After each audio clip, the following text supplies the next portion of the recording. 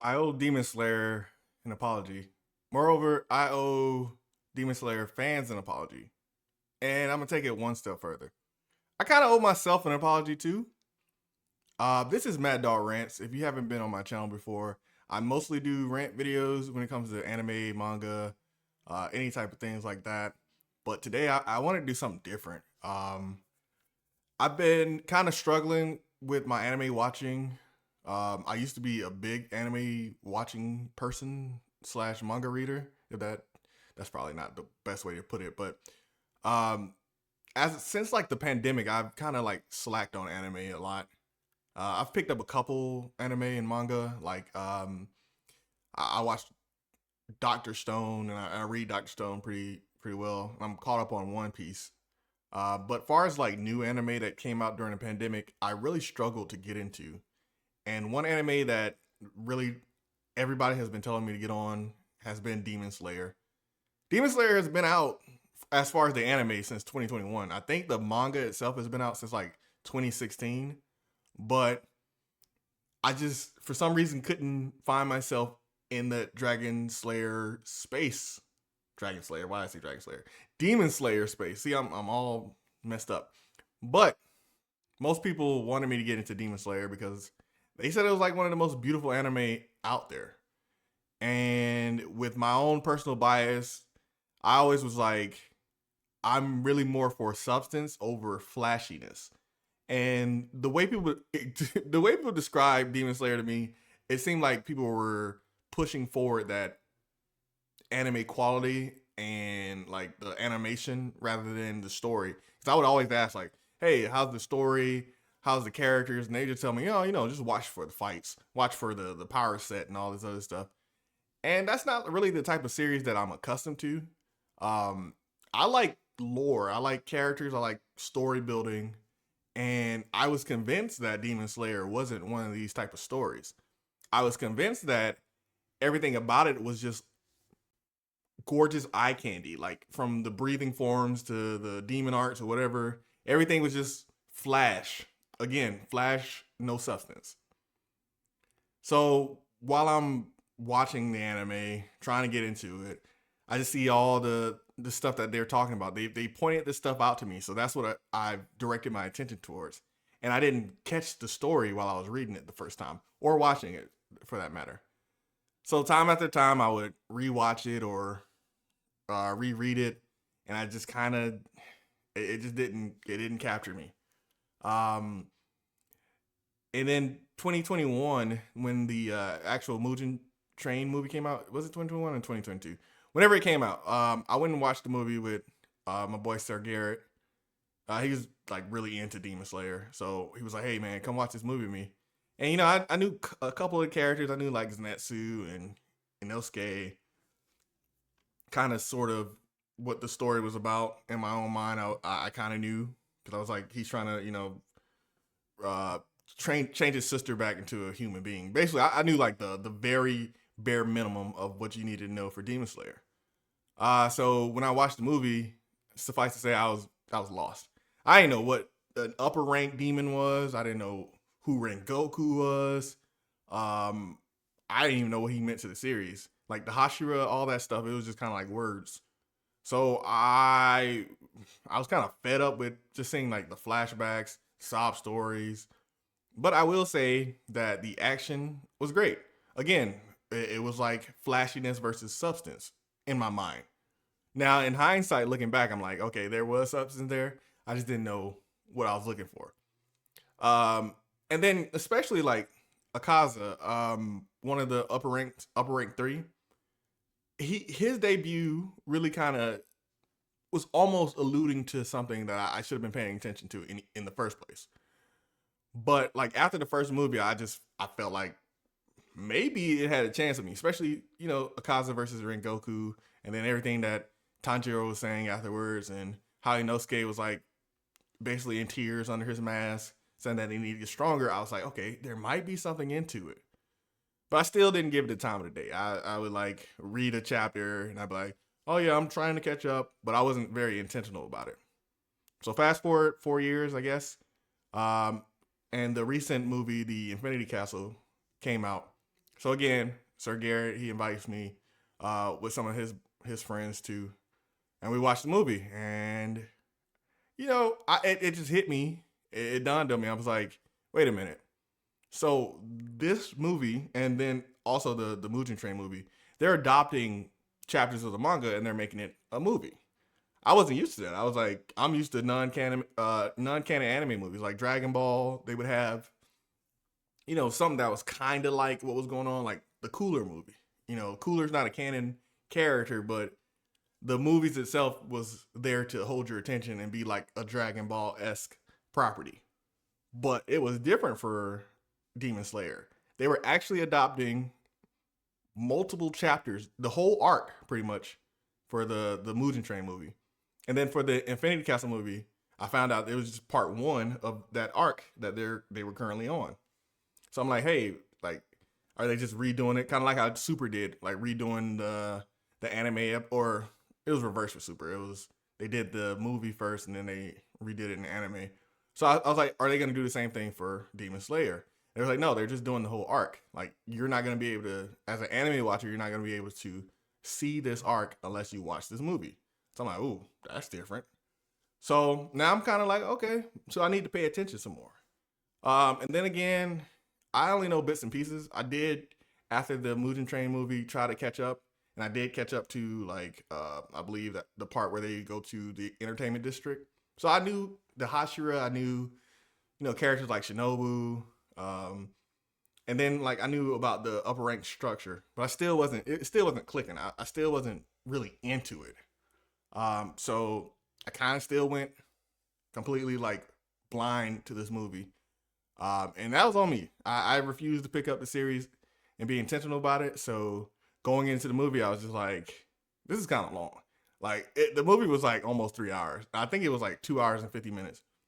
A lot of it had that same backstory stuff that I was like, I'm not really into because I really don't know these characters. Like, why should I care about this? But I will say the fight scenes were great. I will say a lot of the characters, like, of course, Kaza, I keep saying his name, but he was fantastic. His backstory was amazing, by the way. The stuff with Zenitsu was cool too. I didn't know anything. I mean, I knew his past. Like, he was like basically terrible until he fell asleep, and he could only do the first form. But they went more into it and how the other guy, I can't remember his name off the top of my head, but the other dude, spoilers too, by the way, who turned into a demon was like the other successor, and he was kind of pissed off about that. That's not, whatever. But so I was starting to understand, like, this story, this series did have something to dig into, like a lot of lore. I just had to be willing to do it. So after the movie, of course, I enjoyed it. I was like, I'm gonna do it. I'm gonna crack this series open. I'm gonna actually open my Shonen Jump app, which I pay for, and I only read like 4 or 5 manga. I'm gonna add more to my list. So I was intentional about it. I started from chapter 1, the beginning again. Even though I've already seen the anime up to the entertainment district, I read the manga up to the part where they first figure out who Nezuko is as a demon, and they're trying to, like, condemn him or whatever. So I was like, let me just read it from chapter 1 again. So I went through chapter 1 all the way to I went all the way to where I was at the movie, and then I actually read a page after, and I was like, wait a minute, this might be taboo. But all of a sudden, while I was reading from chapter 1 and on, the subtlety and the narrative, everything just started, like, jumping off the page for me now. Like, now I understand, like, why people were so into Demon Slayer. Because I just kind of wrote it off as, like, one of these shows that had, again, flash, no substance. I didn't see the characters for who they were. Like, Tanjiro, for me, I was just like, okay, he's just like another Deku. These nice guys who let people run over him. He might have one line or two to say, like, oh, you're not going to hurt my friends. But that's not who Tanjiro is. I completely misread who Tanjiro is. Because Tanjiro is a sassy young gentleman. That man, he might be nice, but he will headbutt the crap out of you if you step out of line. And I like that about him. I love his little facial expressions that he be having, especially in the manga. It's just like super charming to see somebody just like, even though he's being nice, he's putting up this front because he wants everybody to get along and all this other stuff. But if you step to him wrong, he'll let you know. Like the Wind Hashira, he was, again, spoilers. If you haven't seen it, please don't watch this video. Just go watch Demon Slayer. But the Wind Hashira, he was like, "Yo, I don't like you," and Deku was just like, not Deku, I'm messing up. Tanjiro, my bad, Tanjiro, you're not Deku. Tanjiro was like, "I don't like you either." Straight up, he was just like, "I don't like you either," and he had a smile on his face and everything, and it pissed the Wind Hashira off. Perfect. It's like perfect comedy. I'm I'm somebody who likes a balance of everything. Like I like seriousness and I like comedy. So I'm like One Piece appeals to me because I know people be like, "Oh, it's a silly pirate anime," but there's so much nuance to it. There's so much drama. There's so much personality to One Piece that people don't understand. Like it gets serious. Like life changing stakes are being held in this pirate manga. But this is not about One Piece. I can talk about One Piece all day. This is about Demon Slayer. Demon Slayer, for how serious it always is and how dramatic it can be with flashbacks, there's a lot of comedy. And I'm not just talking about Zenitsu. I'm not just talking about Inosuke, those two being, the big comic foils. Everybody is hilarious. The freaking swordsmith people, they're funny. Even the demons themselves, they come off, they all have their own like personalities. Everybody has like this quirk about them. And that's not a reference to My Hero Academia. I know I keep going off onto other anime, but they have a certain uniqueness about them where it's like everybody feels like they are part of this universe. They're just not like substandard characters that just pop up and then they disappear. No, everybody has a purpose. All the Hashira, they have their own insecurities going on, and then that's battling with the demons who have their own insecurities. And at the end of the day, Tanjiro is like the band-aid that's healing everybody. I make jokes like on my IG chats with my friends where I'm like, "Oh yeah, Tanjiro, every time you fight him, he's gonna pretty much beat the emotions into you." Like, like it's like how Naruto does talk no jutsu. Tanjiro's like headbutt or beat you with a sword no jutsu until you remember something and it clicks into you and then you change and you become a different person. Which isn't a bad thing. I'm not gonna sit there and just make fun of him. But Tanjiro is unique in that way. I thought he would just be this, again, the character that gets kind of ran over and you feel bad for him. But no, he's actually holding his own in conversations. I will put him in that same kind of category as like a Gon. Like Gon is kind of innocent too, but he will check you. He will grab your arm and break it if he needs to, which Tanjiro has done too. And then without going into like a full review, because this is not what this is. This is just me admitting why this series. I finally see why this series is so beloved. Like I understand it now, and I understand why it's so popular. It's like the fights themselves are cool. Yeah, the animation, the fluidity, that's all cool and all, but it's the way it's explained without being overly like challenging you, like trying to challenge your mental. Because I felt like, again, I'm jumping series, but like let's look at something like Hunter x Hunter. In the Chimera Ant arc, and this is a divisive to say. Some people who watch my videos know that I'm not too particular on the Chimera Ant arc because they'll sit there and like over explain things. Like they were like, "Oh, Knuckle, his power allows him to do math all day or whatever," and it's just too much. The way they explain like the breathing forms, the sun breathing, the mist breathing, all this stuff that's like linked together is so interesting to me. It's like some moments where Tanjiro's like, "Hold on, let me slow down my breathing so that I can heal myself, or let me speed up my heart rate to increase my muscle density, so I can dodge his attack." And then when he's overusing his breathing, he ends up having like some type of prolonged effect. Like now he's having a fever later, or he's out of breath. Just and they explain it in ways that you can understand it. Like Giyu's like, oh, I was overusing my breathing to the point where it feels like I'm sprinting. And that that's how I felt. Like you're sprinting, but you're not catching your breath, and then your body just it has to recover on its own. And sometimes that can have, again, adverse effects on you or prolonged effects on you. But yeah, I just I'm in a strange dilemma, like coming off of like this realization that Demon Slayer is like really good, because I've completely caught up to the point that I was at in the movie. Again, I'm a page ahead of it, so I'm like, should I keep reading it or should I wait for the movie to drop? Because on the one hand, I can just finish the series. I can probably finish the series today. I was giving myself like 15 chapters a day at first, but then I was just like so into it. I'd be reading it at like 2 a.m. So I've completely caught up. I'm like maybe chapter, it's hard to tell. Like I'm gonna say off the top of my head, like chapter 150 or something like that. I believe that's what it is at. 158. And it's only, I believe, like 204 chapters. So I'm almost at the finish line. So I either can wait for the movie to drop or I can just finish. But I called my boy, Sir Garrett, who got me in the series in the first place. He doesn't read the manga either. So he was like, hey, just hold off.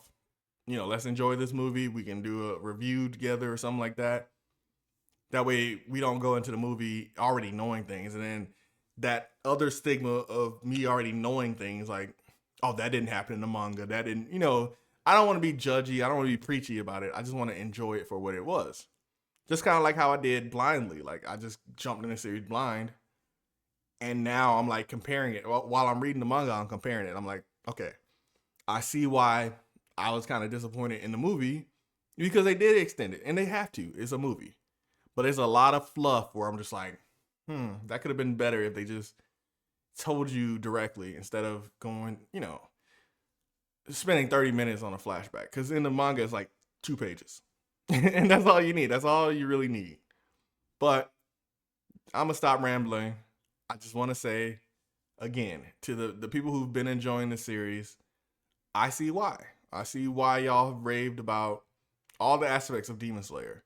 The animation is beautiful. I will admit, I've always admitted that the animation is beautiful. But where I thought that it lacked substance, it was just my own personal bias of anime that just came out that I wasn't trying to give it the time of day. So I'm saying I completely enjoy Demon Slayer. The manga, I will say for me, the manga has been better as a medium for me than the movies, than the anime. And I'm kind of like that anyway. Like Naruto, I enjoy the manga more than I do the anime. The only thing is like I don't like I have like on the other side is like Dragon Ball, Full Metal Alchemist, stuff like that. But if you haven't read the manga for Demon Slayer and you're a big Demon Slayer fan because of the animation, I encourage you to kind of give the manga a try. You might not be a manga fan, but it's just like stuff jumps off at the page for me. So that's why, excuse me, I'm burping all over the place now. That's why I've just kind of been enjoying the manga a lot more. And now that I'm in this space where I'm like more accepting of anime, especially around that time of the pandemic, I've already caught up to Chainsaw Man in the manga. That was another one that I was hesitant to join. So I'll talk about that later too. One Punch Man, I've caught up to that as well. But stuff like Jujutsu Kaisen, Black Clover was another one I just kind of wrote off. I was really annoyed with it. But I'm willing to give those a chance. And if y'all want, I can stream those if I watch the anime and stuff like that. So let me know how you feel about that. If you want to see me do streams or reviews on my Twitch and then post it on YouTube or something like that, feel free to give it a like, share this, subscribe. I'm trying to get my subscriber count up. Try to do this a little bit more often. So if you're showing interest, I will do it more often. So just let me know what kind of content you want to see. again, I'm more of a ranter, but I will show my appreciation when I can, and I really appreciated going back to watch Demon Slayer. So thank you for that. Peace.